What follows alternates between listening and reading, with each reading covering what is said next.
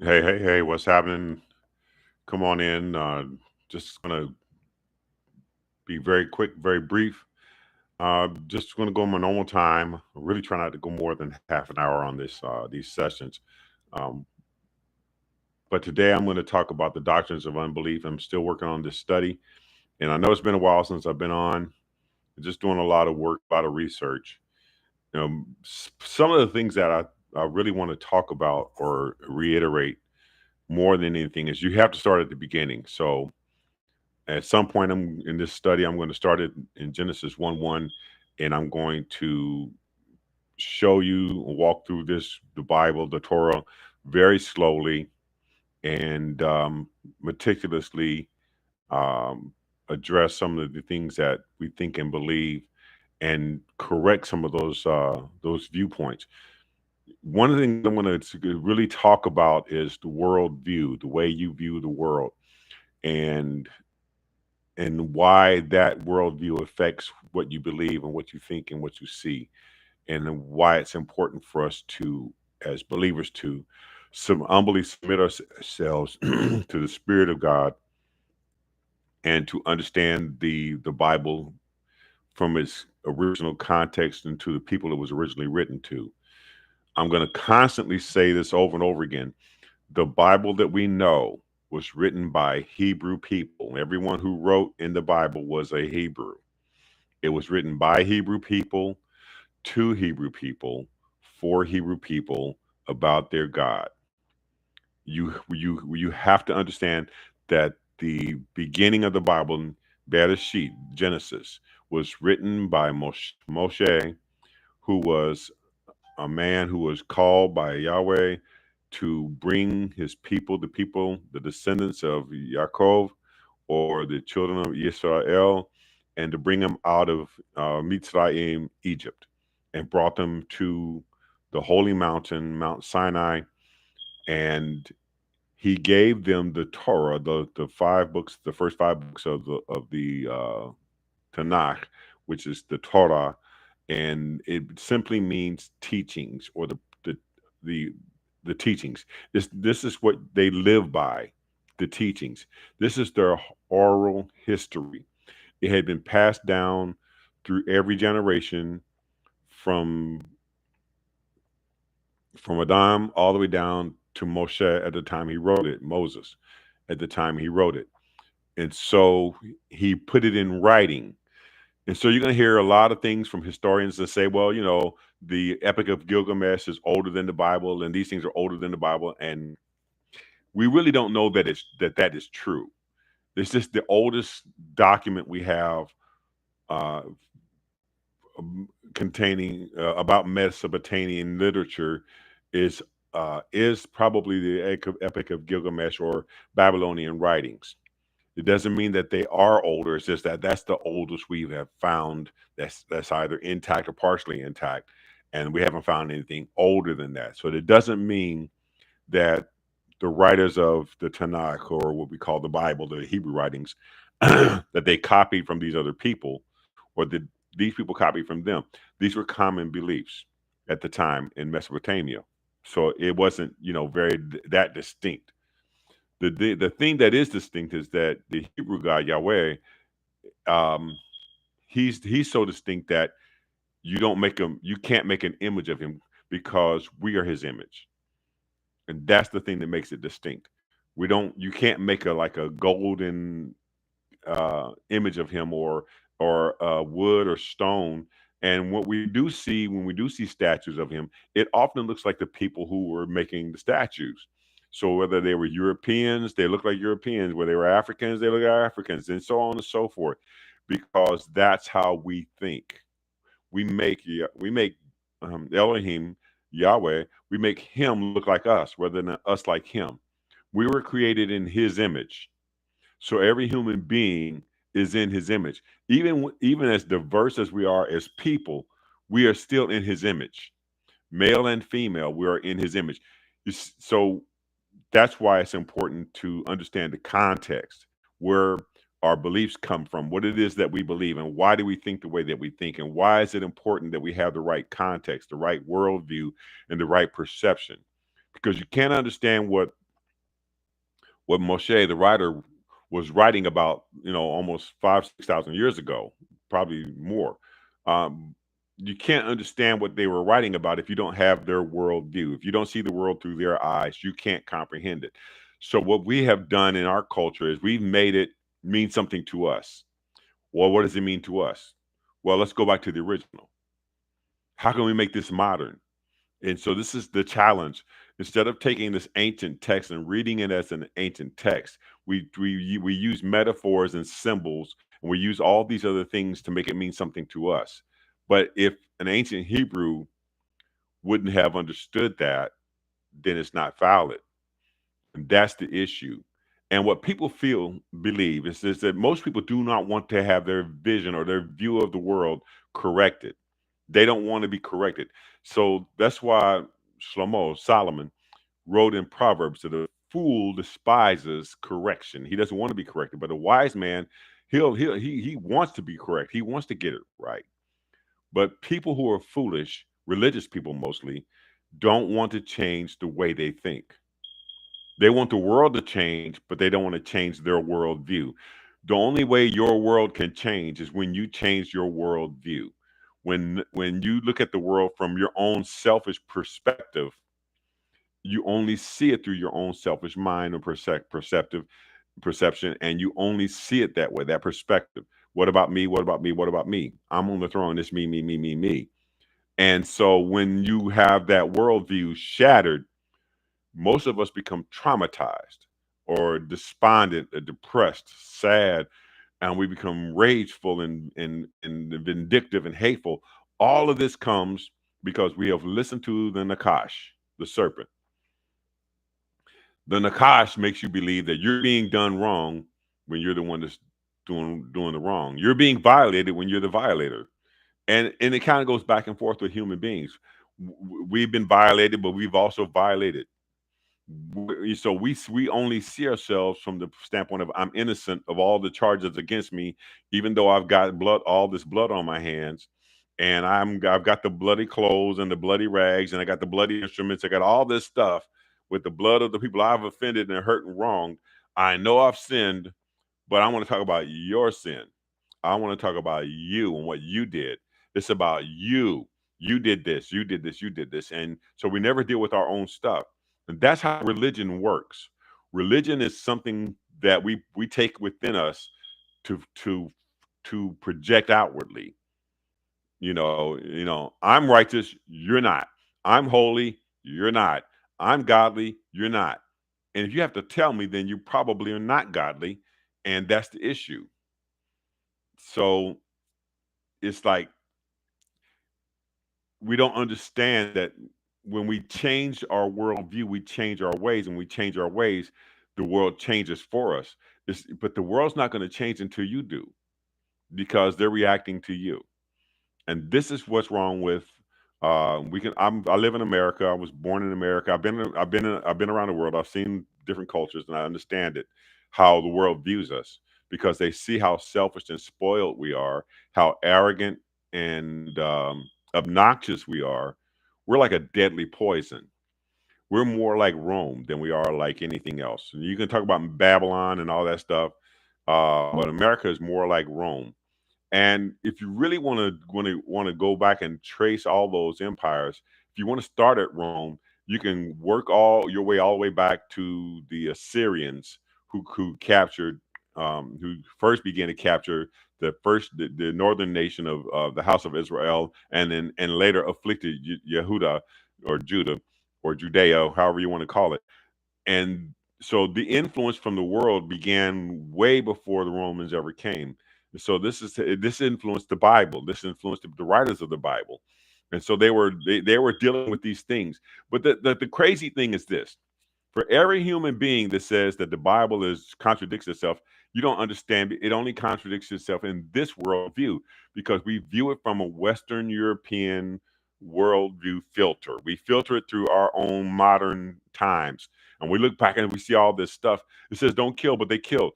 Well, you don't understand the worldview. You don't understand what happened. Excuse me. If you don't know the biblical history of everything that happened and why these things were so, then it looks bad. But you have to go back and know the history.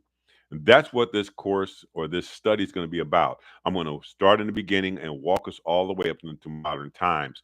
And so I want to show us all as I'm learning about how I'm going to change my life and how to change the way I view the world and view people, places, and things.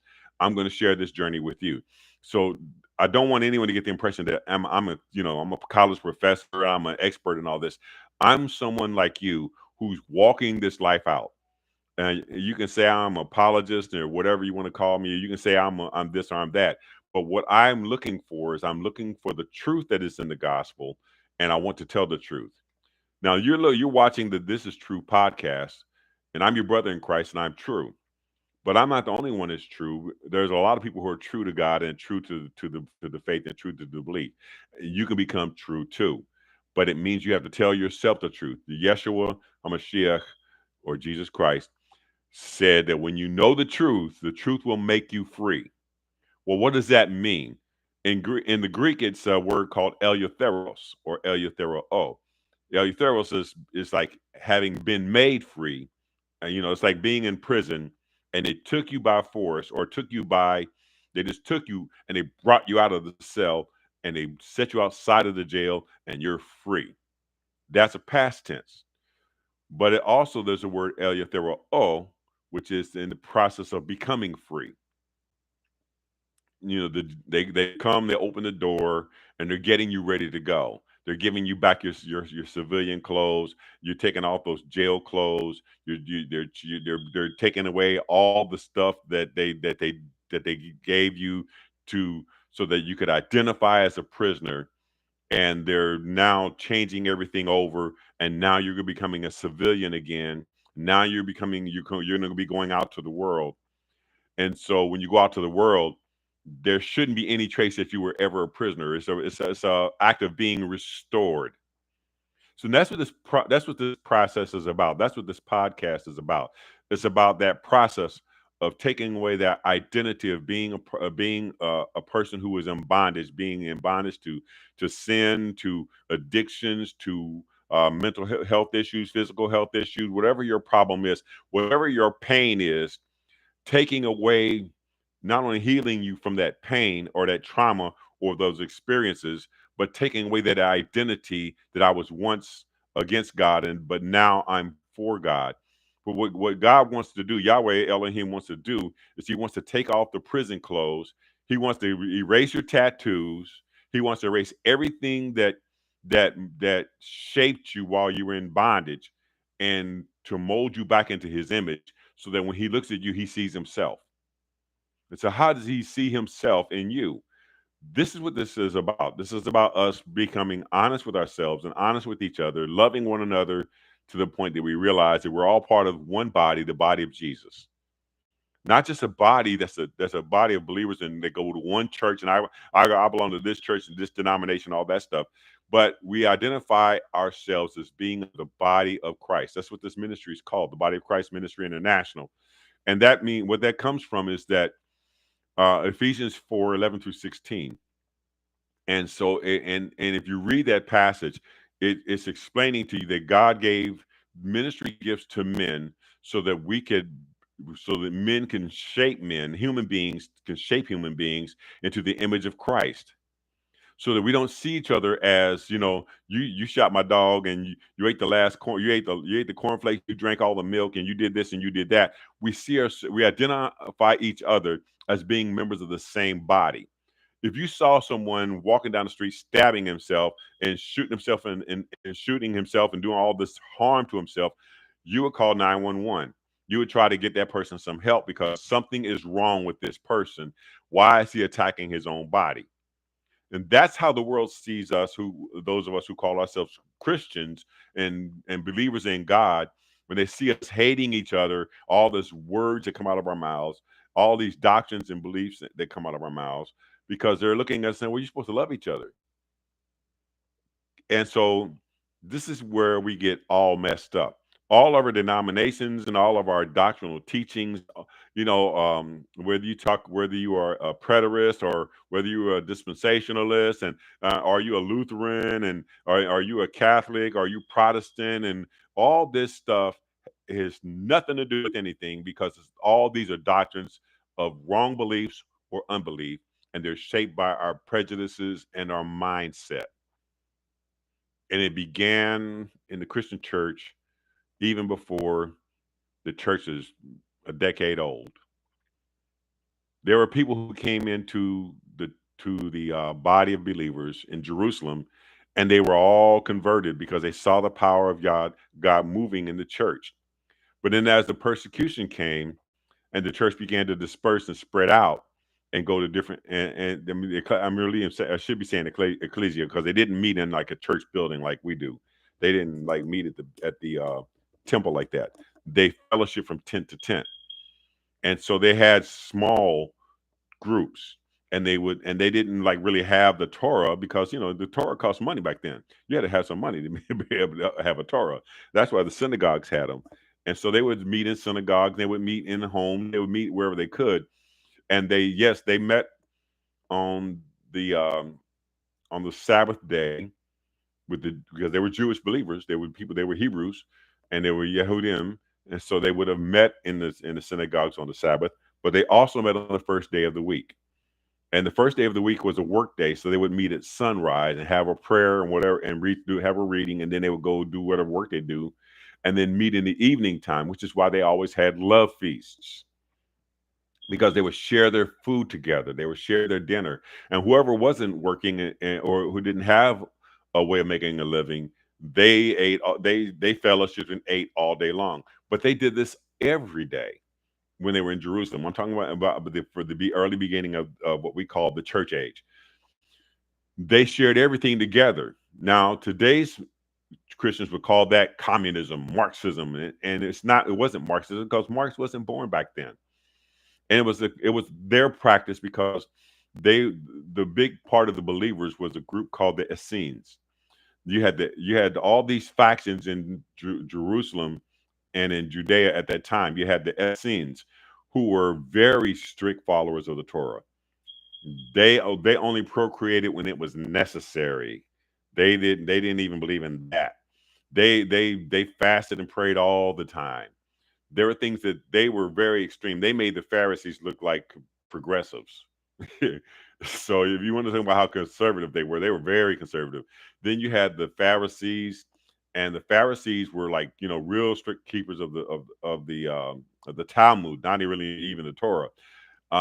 They had all these rules and regulations. Ridiculous. We would call them Orthodox Jews today. They had these ridiculous rules and things that you had to do to be considered holy and righteous. And so they were very strict people too. And then you had the Sadducees. They're really the Zadokites. They were the priests. They were descendants of Zadok, and so they were what you call Karaite Jews. They followed the Torah only, and they didn't even keep the Tanakh. And they didn't even really keep the Torah, to be honest with you. But that's another story. And then you had the scribes, and you had the lawyers, and you had the zealots. You had the people that just didn't believe anything. I mean, they didn't know. They were Hebrew people, Yehudim, who didn't know what to believe. And so most of the early church, and then you had the Greeks, or the Roman citizens who lived in this area, um, in Yehuda, um, they were goyim, Gentiles, that were called God lovers. Now they loved God, but they weren't going to get circumcised, so they weren't Jewish proselytes. But so you had these God lovers. You had all these people who were around the Yehudim, the Judeans, and when they saw this power, this miracle on the day of Pentecost, and follow. They all became they became part of the way, because that's what they were early. They called themselves. The term Christian came in when the church was in Antioch, and that was considered an insult. But the earliest followers were called the Way, and they came into the Way and they were sharing everything together, and so they were a community. They loved each other, and they did all this, and even though they had disputes among themselves, they still were a community, and that's what this ministry is about. It's about bringing us back to that sense of community where we share everything together. There's nothing that's mine that's not yours. If I have it and you need it, I'm going to give it to you. I'm not going to let you go without. So I'm going to serve you through the spirit of love. The body serves itself in love. If my face is itching, my hand is going to scratch it, whichever hand is available. Now, when I don't have hands, I use my feet. It is what it is, right? So this is how a body works. The body serves itself. If I'm hungry and I need to eat something, I've got to take my hand and put it in my mouth, put the food in my mouth. In order for me to put the food in my mouth, I have to make the food. I have to prepare it. So there's a lot of things that happen for us to do everything in life. When we go to the bathroom, we got to do, everybody, all the parts work together to get rid of the body of all the things that's got to come out. So this is what this ministry is about. It's about us all functioning as one body, coming to the unity of Christ, the unity of our faith in Christ, so that we can be, so the perfect man we become is not I become a perfect man, is I'll come into perfect trust with Yahweh and Yeshua HaMashiach and Ruach HaKodesh, the Father, the Son, Holy Spirit. I become who I'm supposed to be in the body, and you become who you're supposed to be in the body, and this person does their part. We can't become that perfect man until we all come into the unity of the faith and realize that we all have a part to play, and the body is the perfect man. That's what we're about. And that's what this whole teaching is about. It's about us coming together, realizing we're part of a body, and we serve each other and we feed each other. So if you're hungry and I have food, I give it to you. Where does that come from? Where's that come from? I think that's in Matthew 25 when Messiah says, "I'm going to say to those on the right, the good ones, I was hungry and you fed me. I was thirsty and you gave me something to drink. I didn't have anything to wear. You gave me clothes. I didn't have a place to live and you gave me some place to stay." You understand? The things that this culture calls evil is really good, and things this culture calls good is really evil. You cannot serve Yahweh and mammon. And mammon is not really just money, it's a system. We call it capitalism. Mammon is the system of usury, overcharging people, giving someone a service, but then charging them more than they really should be paying for it. It's greed. It's the corporate greed. It's the human beings that are greedy. It's me being greedy and you being greedy. It's our selfishness. That's mammon. You can't serve God and yourself. You're going to love one and hate the other. That's the thing. When God is your master, Yahweh is your master, then you love each other. But when you're the master, you're protecting yourself. And this is why we have all these wrong beliefs, and this is where our doctrines and false doctrines come from. This is was the warning that Paul gave to Timothy in First Timothy. He said in the fourth chapter, he says, "In the latter days, some going to depart from the faith, giving heed to seducing spirits and doctrines of devils, forbidding to marry and to abstain from meats." And then he says in the second letter, in the last days, perilous time will come, and men will become lovers of themselves. And he goes on, and lists all these things. They're ever learning, but never able to come to a knowledge of the truth. You have all this stuff on the internet. You got people researching everything, and everybody's got a revelation, and everybody's got a doctrine of teaching. I found this and I found that. We're the real Hebrews. We're the real Israelites. We're the real this. We're the brother. You still got to live right. No matter who you are, whether you're Israelite or a Hebrew or a Jew or you're white or you're black, you're tall, you're short, you're skinny, you're fat, no matter, whenever you get through talking, you still have to live right. So we go back to the first Psalm, Psalm 1. I think I talked about this the last time. Blessed is the man that doesn't live his life by taking counsel from the ungodly. He doesn't spend his time in the company of sinners. And he doesn't sit down and fellowship with scoffers, people that don't see value in right living. but he meditates on the Torah. And in the Torah, he meditates day and night. And this man will be like a tree that was planted by the rivers where the water flows, and his leaf will not wither, and his fruit, the fruit from the tree that falls to the ground by the river, will grow up. His children will grow up and they will prosper. See, when you have the right mindset and the right lifestyle, even your children will be blessed because you follow Yahweh.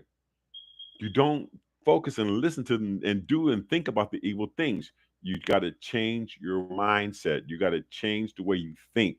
Your worldview has to change. You have to humble yourself and think. I'm not saying you need to think low of yourself. You just have to lower yourself on the totem pole. You have to realize that you're receiving grace. And because you receive grace, you give grace. Because he who gives more gives grace. He who gives grace to others receives more grace from God. So if you are learning to forgive people and you're forgiving people and you're graceful and peaceful people, then people will be peaceful with you. When a man's ways please God, even his enemies will be at peace with him. That's what the scriptures say. So if you have godly ways, even people that despise you will respect you. That's because you've made God your God. And you've taken yourself off that throne where God belongs. You've taken the Nakash, the devil, the serpent, the spirit that keeps telling you you're right when you know you're wrong. The spirit that keeps telling you, look what they did to you. Oh, look at this and look at this. Stop. Okay. Slavery happened. But guess what? The reason they did it was because it was done to them. And the people before that, it was done to them. Slavery's been around for thousands of years. There are thousands of cultures and peoples that were brought into slavery.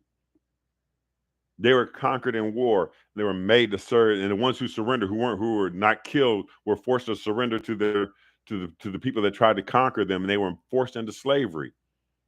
It's happened for thousands of years. This has been going on for years, and it still exists to this day. The people who sit on the top of our American culture or our world culture, the families who are worth trillions of dollars, not just 1 trillion, but hundreds of trillions of dollars. The families who own the world, they're the new monarchs. They own everything. They control everything we think and believe. They profit from us hating and mistrusting each other. But if we ever came to the knowledge of the truth and realized that we're stronger together than we are apart, they wouldn't be able to stop us. So that's why they took over religion. That's why they were able to infiltrate the church. Not even 30 years. It didn't make it 30 years before false doctrines and false teachings began to take hold. And there were people who had to be put out. And they had to be excommunicated. Paul writes about it in Corinthians. You find out about Simon the sorcerer in the book of Acts. We're going to talk about all this stuff as I go through this study. You're going to see more things come up. I'm doing my research. But what I'm really trying to do is to establish something today. The doctrines of unbelief, the things that we believe today, are mostly error, and we have to go back to the Hebrew roots and study what it means to the Hebrew. And then once we understand what it means to the Hebrew, we'll understand how it makes sense to us. These were farmers. These were herdsmen. These were people who lived in cities, and they were skilled craftsmen. And they lived in a culture where they depended on each other. And it was Yahweh's design that they should love one another. This is why it's in the Torah. Love Yahweh Eloheinu with all your mind, all your soul, all your strength, and all your heart. And love your neighbor as you love yourself. This is why in Ephesians, Paul writes to the church in Ephesus that husbands, love your wives like this is your own body. And he tells wives to submit to your own husband. And so What does that come from? It comes from Adam and Eve, the battle between the two. The reason they ate the fruit was because they didn't want to be equal. She wanted to eat the fruit because she wanted to be above him. He wanted to eat the fruit because he wanted to be above her. They listened to the Nakash because they had selfish motives. They listened to the serpent because they had selfish motives. And this is why we listen to the Nakash, to the devil today. Check your heart. Just check your heart. Why am I doing the things I do? Why do I love these things? What's wrong with me? Why do I think this way? Where does this come from? You have to do the research on yourself. You have to figure out where this comes from. It means you have to face a traumatic thought, or deal with the trauma, or deal with something from your past, from your childhood, or no matter where the trauma comes from. If it means you have to go and face a trauma and and see yourself in that vulnerable state, how you were vulnerable and how people violated you and how things, people did things to you. Okay, deal with that. Okay, did I put myself in that position? Yeah, you did. Okay, why? Why were you in that position? How did you get there? Who put you in that position? How did this all start? A lot of us who come from addiction, somebody introduced us to drugs. Somebody introduced us to alcohol. Those of us who have sexual addictions, somebody violated us when we were very young. How did we get there? Why did they do that? Was it really something wrong with me? Or was it that I trusted them? Is that person, is that person around now? Can I forgive them? Yes, I can forgive them because something was done to them. See, we're so busy trying to hate each other and hate other people that we don't see that Yahweh wants us to love each other. He wants us to forgive one another because He's forgiven all of us. And by forgiving other people, it does free you. And it's not a selfish motive that you forgive. You free them, thus freeing yourself. This is why it's important for us to confess our faults to each other, confess our sins to each other. If I stole your car and your car got destroyed in an accident and you didn't know what happened, and I know I did it, I need to come to you and say, "Hey, I stole your car. The reason your car ended up in that ditch is because I stole it and I lost control, or I was drunk, I was high, I was trying to get some money, da da da da da da. I did it because of this." Now it doesn't excuse me if I tell you why. I'm just telling you what happened and why. Now you have the choice to either be angry with me and never forgive me, or forgive me.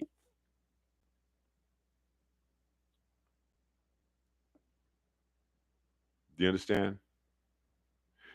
Yeshua said, "Confess your faults to one another so that you can be healed." So if I did something to you and you retaliated and you did something back to me, we need to talk about it and work it out. At some point, yes, I have to acknowledge you were a victim of mine. And at some point, you got to acknowledge I was a victim of you. If you never acknowledge that your victims, then how's your victimhood ever going to be validated?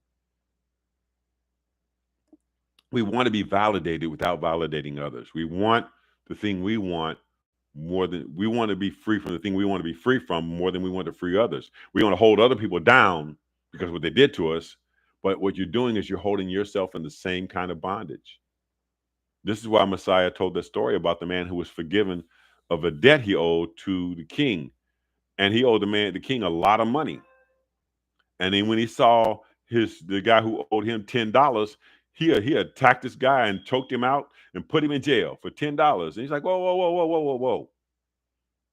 You owe me 100,000. I forgave your debt. You can't forgive him $10. $10." So the whole point is you committed way worse sins to other people. So why can't you forgive others?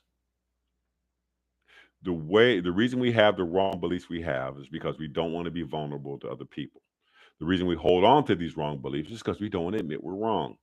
And the reason we don't want to admit we're wrong is we don't want to give up the devil that lives within us, the Nakash who's talking in your head. We don't want to say, we don't want to say, get away from me, Satan. For you only love the things that be of men and not the things that are of God. We have an agenda. And that's why we have this wrong teaching, this wrong thought, this wrong doctrine. I'm going a little bit over. I'm just going to keep flowing. Donald Trump, there was an attempt on his life on Saturday. The guy missed. Thank God. When I saw the pictures, all I could see was somebody's grandpa. I knew who he was. I know what he represents. But I saw somebody's grandpa got shot in the ear. And I had some compassion for him. I prayed for him.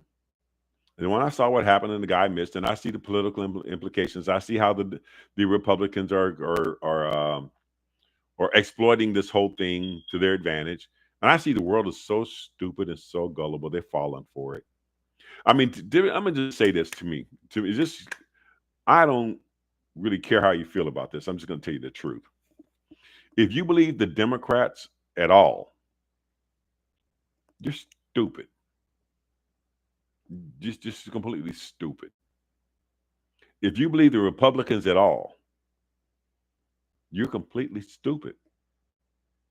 They're both lying to us. They're all lying to us. It's a total scam. And they're using our fear of each other and our hatred for each other and our anger and rage and all of our emotions to get us to look at each other and to despise each other, to keep us from realizing that if we all were together on one thing, we could overthrow them.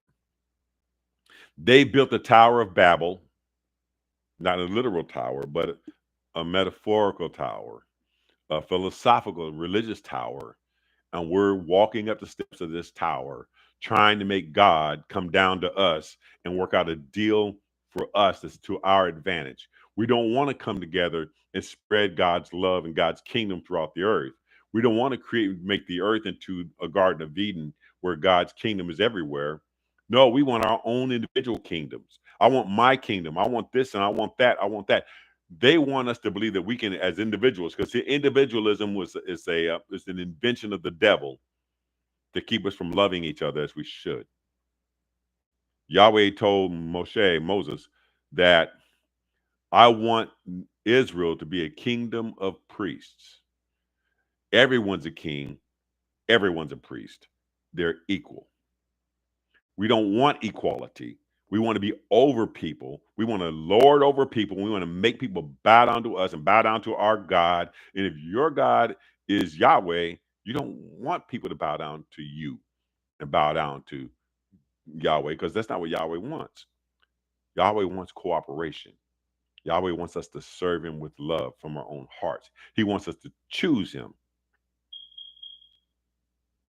So what we do is we look at all these people. We point out their sin. Well, you got sins too. Whenever you get through talking, you got your own sins too. You have your evil ways just like they do. And you have to stand before Yeshua yourself. Because guess who's going to be the judge? Yeshua is going to be Jesus is going to be the judge. And you got to stand before him, and he's going to look at he's going to look at the Tanakh. He's going to look at the scriptures, the New Testament, and he's going to look and say, well, you know what? We gave you all of this help, and you didn't take it. I gave you the scriptures. What did he say to the rich man? He said, when the rich man died and went to hell, he said, send Lazarus to tell my brothers. And Abraham said, what have the law of Moses? No, but they won't believe the law of Moses. They'll believe somebody came from the dead. And he's saying, no. If they don't believe the law of Moses, they ain't going to believe anybody that came from the dead. And that's how you're going to be judged. Tanakh, the Old Testament, and the New Testament. And if you don't have any of that in you, and you don't live your life like you believe it, then guess what? It's not going to be good. It's not going to be good. Some of us are going to make it in, and we're going to barely make it in. And you're going to have no rewards because you didn't do anything. And some of us are going to have rewards in heaven. We're going to have a recompense. The labor is worthy of his hire because we did the kingdom work. He said, go and make disciples. We went and we made disciples. So I'm not going to talk about the guys on here and call out people's names and their teachings and all that. I'm not trying to expose people, man.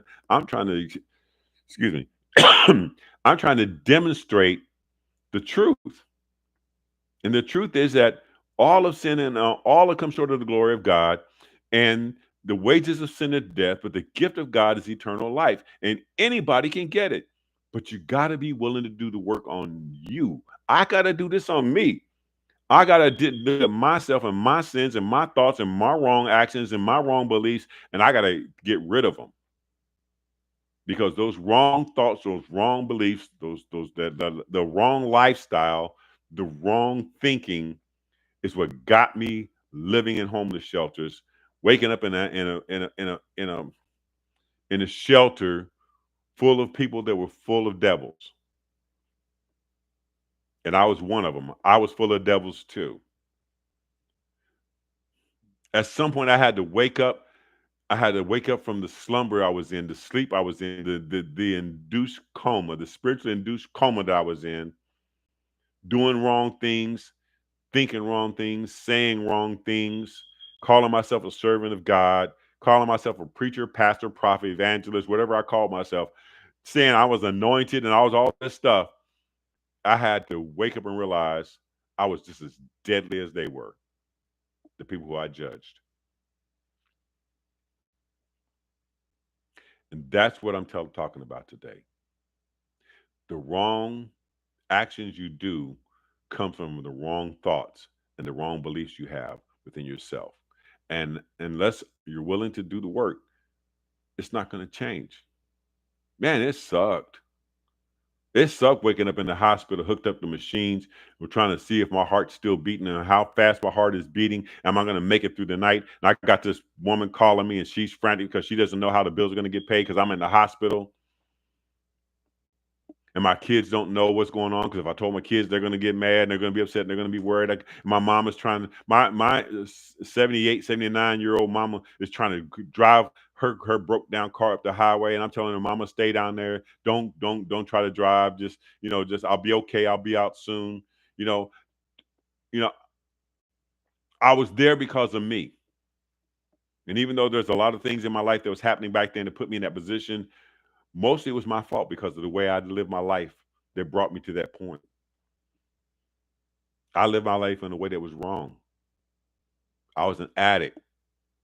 I quit drinking and quit smoking in 1985, but I still had the addict mentality. Church became my addiction. Going to church, shouting and praising God, jumping up and down, speaking in tongues, hollering, all that stuff. That was all addict behavior. And that's what's wrong with church. We're addicts acting out in church. Nope, we don't drink no more. We just changed dance partners.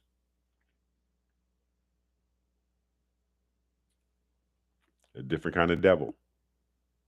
We say we're serving Jesus, but we don't love Jesus. We don't love each other. How you can love Jesus and you don't love each other? We say we love God. How you gonna love God and you don't love each other? So that's what I'm talking about. I'm going to talk about this, this Christian nationalism, the wrong beliefs. I'm going to talk about the heresies that have been passed down from generation to generation, what we call modern and postmodern Christianity. I'm going to talk about the way our Bibles are translated and how they're how each version is a version of unbelief. What really trying to do is I'm going to go back and I'm going to show you the Hebrew roots, what the words mean in Hebrew, what they would mean to a Hebrew. Because when you start looking at it from a Hebraic point of view, and you look at it from the original intent of the writer, then you begin to understand, wow, that's way better than what I thought it was. So at some point, I'm going to start back at Genesis 1:1 and work my way up, and then we're going to go through different things. but I'm going to be in different scriptures and different passages. It's not going to be just one way. It's not going to just go one way. I'm going to have some things going one direction and have some teachings going another direction. And we're going to all meet we're going to hopefully all meet at some point at the same place at the same time. Please don't forget to listen, like, and share. Don't forget to subscribe. By liking and sharing this, you're going to help me to be able to get the news out, the good news out to people all over the world, and to help people to to change their world, to change their life. Um, by also doing that, it helps me to monetize this podcast, so I can make my living from preaching the gospel. They that preach the gospel must live of the gospel. Um, And then also in your comments, feel free to comment. Please send some comments. Also in your comments, if you have questions or some things you want to understand, or if you have something that you think I should can take a look at and consider, put it in the comments. I'm willing to look at those things, and I do read the comments when they come in. And at some point, I'll respond to you if it's necessary. But at all costs, what I'm really trying to do is get people to the knowledge of the truth so that they can find the freedom that comes from obeying God and submitting to God. You will see that often referred to in my links. I use the link to the 12 steppers um, workbook on how to do step work. I highly recommend you do some step work. I highly recommend you download that step working guide and go back and check your mind and with the way you think. And don't just think of it in terms of, well, I'm not an addict. It's in some ways we all are. But what I'm asking you to do is to look at your life and think, hey, are there some areas of my life I need to improve, or some things I need to stop doing? Do I have some habits that are bad habits I need to give up? That's really what it's about. And if you would just follow that, there's also a link to betterhelp.com. Most people in church, 90% of people in church, um, are depressed, or they're suffering from some form of mental health crisis or issue. Um, you have a lot of narcissists in church, and you have a lot of people with BPD, borderline personality disorder. I was bipolar. Um, and then there's all kind of other kinds of things people are dealing with. You have complex PTSD, complex trauma. There's all kinds of issues people are having. So go to betterhelp.com and see if you can, see if there's some things that they can do to help you there if you're suffering from any of these other conditions. Also, there's a link to NAMSA, North American Mental Health Studies, something like that. I forget what it is. It's a government agency, but there's programs there that'll help you too. Um, this is going to be a long walk, and again, I was supposed to go 30 minutes. I'm over. I'm almost 20 minutes over now, and I'm not really trying to go a whole hour, but I'm just really trying to just get this all out. 90% of the things that we believe are based on a deception right before our eyes. The fruit that was on the tree, hanging from the tree, from the branches and the limbs on the tree of the knowledge of good and evil, it looked good. It looked like it would be nourishing, and it looked like it was going to make you wise. But the consequence of eating that fruit brought death into the world. It meant you were going to die. Now, you didn't die immediately, but eventually at some point you're going to die. It meant that you were going to rebel against Yahweh. It meant you're going to go into a war against your creator because he's told you not to. And he told you not to, not because he was trying to be mean to you, but he was protecting you from the things you didn't need to know. Either you trust Yahweh or you don't. That's what it comes down to. Do you trust God or not?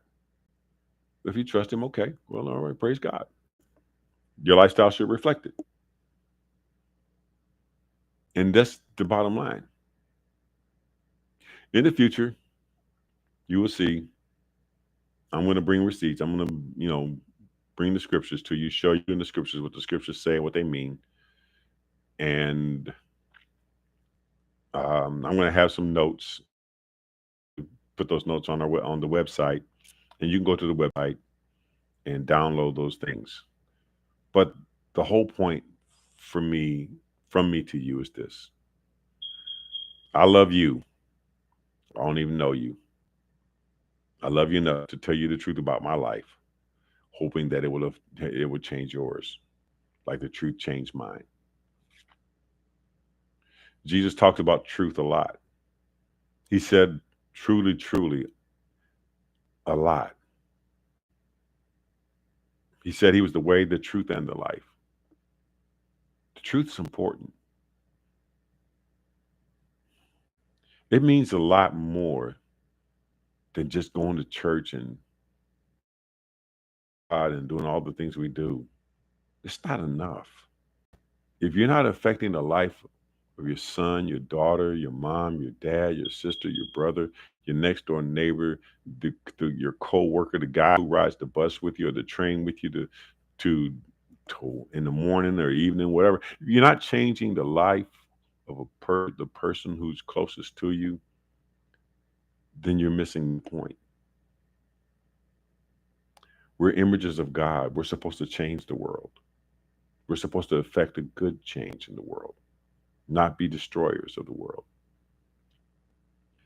So I'm not going to, I don't believe the Democrats or Republicans. I love Americans, not America. I love Haitians. I love Puerto Ricans. I love Europeans. I love Africans. I love Asians. I love people from every walk of life because everybody has value. I love you because you have value. There are very good people out there that don't look like you. There's some very good people that think differently than you do. They're good people. If you can see the good in them, if you look for the good, you'll find it. If you can see the good in them and make them feel the love you have for them, it can change the way they view you or not. Remember, every one of the apostles was martyred.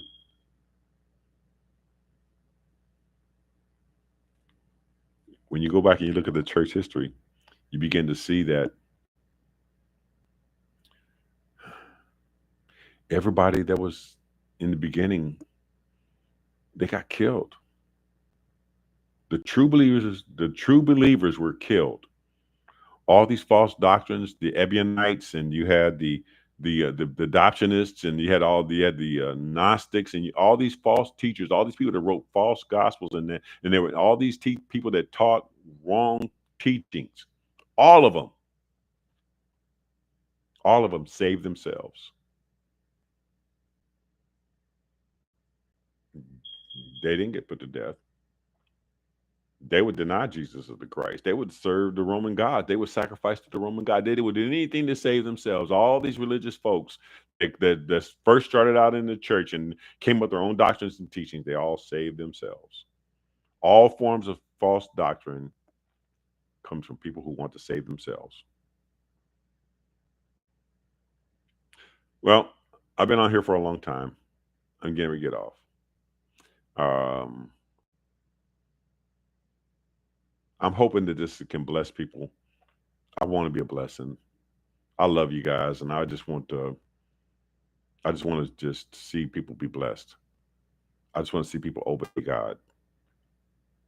I just want to see people love each other. The world is so beautiful when we love each other. May God's grace and peace keep you. He cause His face to shine upon you. May you be blessed. May you wake up every morning knowing you're loved by God, and may you show His love to your neighbor. May your whole life change. May your children change. May your sons and daughters grow up and prosper. I pray that the healing you need, whatever area of your life you need, that you'll find it, that it'll become manifest and real to you, that the salvation of God will become real to you, and that you'll love your neighbors, you love yourself, and you'll love yourself. You got to love yourself. You're worth it. That's what this is about. You're worth it. You're worth whatever time it takes and whatever work it takes. For me and any other man who calls himself a man of God or a woman who calls herself a woman of God, you're worth the work, the effort we put into bringing this message to you of salvation. Messiah, Jesus took a beating. They beat him all night. Everywhere they took him, they beat him with whips. They beat him with canes. They beat him so bad he didn't even look human anymore. Putting him on the cross was an act of mercy.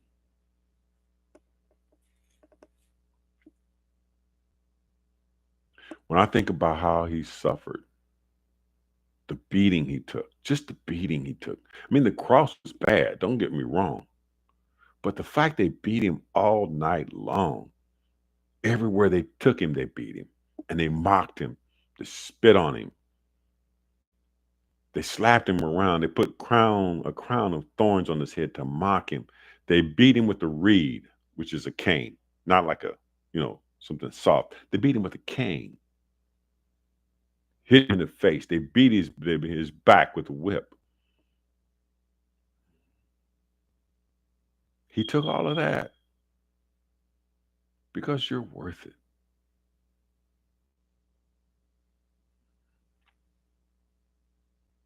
When I think about that suffering, who am I to judge you? Who am I to say you don't deserve it? Who am I to not to show you the compassion and mercy Messiah showed me? Who am I to deny you the truth? How am I supposed to be godly and I don't serve you? I'm your servant. I'm not anybody special.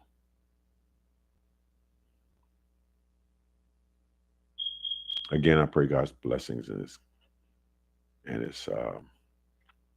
his salvation, his deliverance, or whatever you need. He'll supply it. But you got to trust him. You got to take all that junk. I don't care how much of it is, all that negativity, all that pain, all that anxiety, all those fears. You got to take all that stuff that's inside of you that doesn't belong, that's affecting your beliefs, that's affecting your thoughts, all that stuff, and you got to give it to him. It doesn't even have to be organized. It doesn't. Just dump it.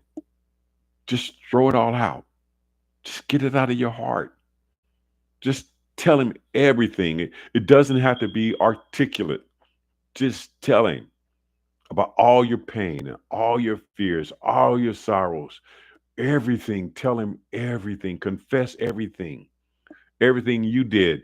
Talk about everything was done to you. Give him everything. Don't hold anything back. Stop lying to yourself and saying, I'm okay when you're sick and you're hurting and you're in pain. The only way to get better is you got to tell the doctor what's wrong so that he can treat you. That's why they ask you, where's the pain? How do you feel? On a scale of 1 to 10, 0 being nothing at all, and 10 being the worst you ever felt. That's why they ask you that, so they can know how to help you. So I'm asking you to do the same thing with God. Just take a minute and ask him, can you help me? This is what's hurting me. This is what I'm going through. I'm afraid of this. This bothers me. Just give it to him. He knows everything about you, and he loves you anyway. Come on now. The God who created everything, the God who's so holy, you can't even really, you really can't even say his name, loves you. Man. And he cares? Man, I wouldn't let nobody stop me from telling God what I got to go, what I'm going through. I do. I don't feel sorry for myself anymore. I know that he can make a way. He did it for me. He'll do it for you. So anyway, just know this. When I'm coming on here, I'm not trying to attack people personally. I'm just trying to expose these beliefs and this mistrust. That was the first sin in the garden. They didn't trust God. They trusted the serpent. They trusted their own thoughts, but they didn't trust God. You can trust him. He loves you, and you're worth it. Nobody can stop God from loving you.